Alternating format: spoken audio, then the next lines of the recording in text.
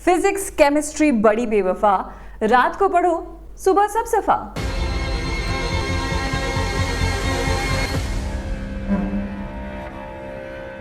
Hi I am पुरखा। और सुनो, अगर 10th के बाद आपने साइंस ली थी या यूं कह लो साइंस ने आपकी ज्यादा ली थी, तो कोटा फैक्ट्री सीजन 2 आपके उन दिनों की याद के साथ फटाक से एक कोवलेंट बॉन्ड बना लेगा। द बिग बैंग थ्योरी के शेल्डन, लेनर्ड और राज की जीनियस शक्तियों से लड़ने के लिए भैया हमारे पास फिजिक्स के एक देसी सुपर हीरो आ चुके हैं जिनका नाम है जीतू भैया।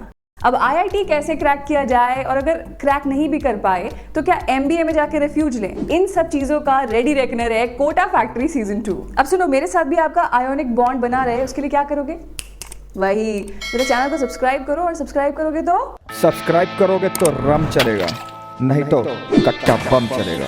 कर दो यार सब्सक्राइब। अब जीतू भैया की बात करूँ तो सीजन 1 में मैं उनसे भयानक इंप्रेस थी भैया, और सीजन 2 के आते आते तो वो मेरी मोहब्बत की पीरियोडिक टेबल में एकदम टॉप पर आ गए। और ये जो रणबीर टाइप के जो 6 पैक एब्स वाले नॉन एक्टर्स है ना, ये सब इनर्ट गैसेस की कैटेगरी में चले गए। सो कोटा फैक्ट्री सीजन 2 नेटफ्लिक्स पे आ गया है। एंड एक बात बताऊं आपको सच्ची, अगर आज इरोदोव जिंदा होते ना, तो शायद वो भी जीतू भैया की फिजिक्स क्लासेस ले रहे होते, न्यूटन की कसम। सो कोटा के छोटे से शहर में बनी इस कहानी में आप पता है खुद को भी देख पाओगे, शायद वैभव में, शायद शिवांगी में, या फिर शायद मेरे फेवरेट बाल मुकुंद मीना में। अजीब से चित्र घूमते रहते हैं दिमाग में, मन घबराता है। सौरभ खन्ना, अनुराग कुमार और डायरेक्टर राघव सुब्बू ने नेटफ्लिक्स पे शायद इस साल की सबसे अच्छी सीरीज हमें दिखा दी है। सो कोटा फैक्ट्री के इस सीजन में भी 5 एपिसोड्स हैं और लगभग हर एपिसोड ना 40 मिनट का है। माय सजेशन इज कि एक साथ निपटा देना सारे के सारे, बिकॉज इस शो का फील है ना उसी के साथ आएगा, वरना मर जाएगा। और सुनो, चटनी लेके बैठना साथ में, क्योंकि कोटा की कचौरी का जितनी बार जिक्र आएगा ना,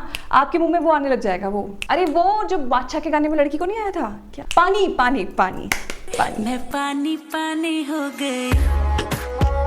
सो सीजन 2 की कहानी शुरू होती है ठीक वहीं से जहां सीजन 1 पे रुकी थी। सो वैभव फाइनली महेश्वरी क्लासेस में शिफ्ट हो रहा है, एंड वैभव के बाकी सारे दोस्त उदय भाई से लेकर मीना तक सब लोग अभी भी प्रोडिजी में ही हैं, पर Vaibhav is finally making this shift. Sameer Saxena as Maheshwari sir will remind you of Narayan Shankar of Mohabbatein, जिनका ओटीपी याद है आपको? पीपीए, परंपरा प्रतिष्ठा अनुशासन।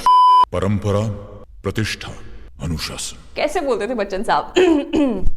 फिर महेश्वरी क्लासेस के इंडक्शन सीन में उन सर का कहना, there are only successful men in this world, unsuccessful are not men. ये सीन विल टेल यू कि आईआईटी का कितना प्रेशर ऑलरेडी है स्टूडेंट्स पर, और कितना ज्यादा ये कोचिंग वाले और बना देते हैं। आपको पता है सबसे अच्छी बात कोटा फैक्ट्री की क्या है? एकदम ना रियल लगता है ये, और ये वो दिखाता है जो आज भी अपने देश की सच्चाई है। आईआईटी करनी है, क्यों करनी है आईआईटी ही क्यों?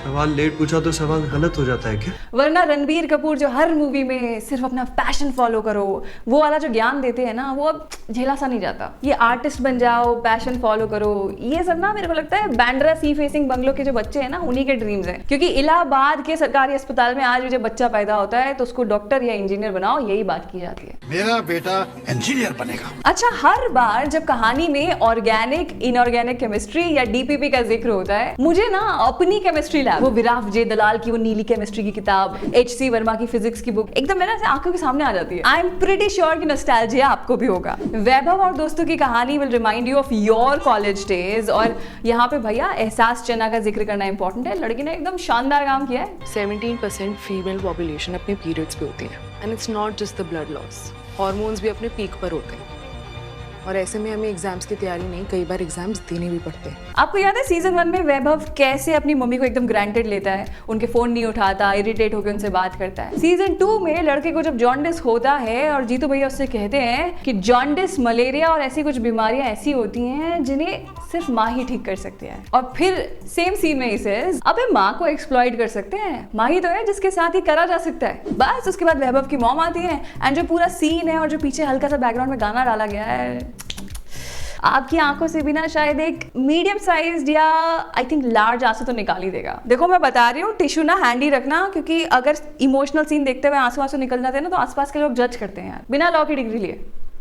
सबसे इंटरेस्टिंग चीज ये है कि इंजीनियरिंग कॉलेजेस के वो क्लीशेज जैसे कि सुट्टा, गांजा, लड़कियां, वही घिसी पिटी बातों से दूर रहना makes Kota factory a complete winner. And you know what, very quickly सुनना, हाँ, शो की जो black and white colour theme है that depicts the boring and dull life of students. तो ये जो कलर स्कीम है ये इंस्पायर्ड है from the film Schindler's list which was based on the lives of Jews under gruesome rule of Nazis. आपको पता है ना, ये शो इंडिया की पहली ब्लैक एंड व्हाइट सीरीज है। जीतू भैया और बाल मुकुंद भैया ये दोनों ही IITian है। अच्छा, तारीफ तो बहुत हो गई, पर अब जो इस शो में बोरिंग है वो भी फटाफट से सुन लो। हाँ, पीरियड्स और मास्टरबेशन वाले सीन्स थोड़े से ना फोर्स्ड लगते हैं। ओ वेट, ये कैसे बताना भूल गई, ड्रोन है TVF की टीम के पास, ये दिखाने का कोई भी मौका नहीं छोड़ा गया। जरा सी बात पे it seems like the director said, सुनो, ड्रोन से कैप्चर करना है, प्रोड्यूसर को जस्टिफाई करना है कॉस्ट। हाँ यार, जीतू भैया मुझे बहुत पसंद है and he is undoubtedly the star of the show, पर हर चीज में वो जो ज्ञान पे होते हैं ना, वो थोड़ा सा ड्रैग लगता है। आईटी इसलिए करो क्योंकि टफ है, और टफ बैटल लड़ने में कॉन्फिडेंस आता है। लाइक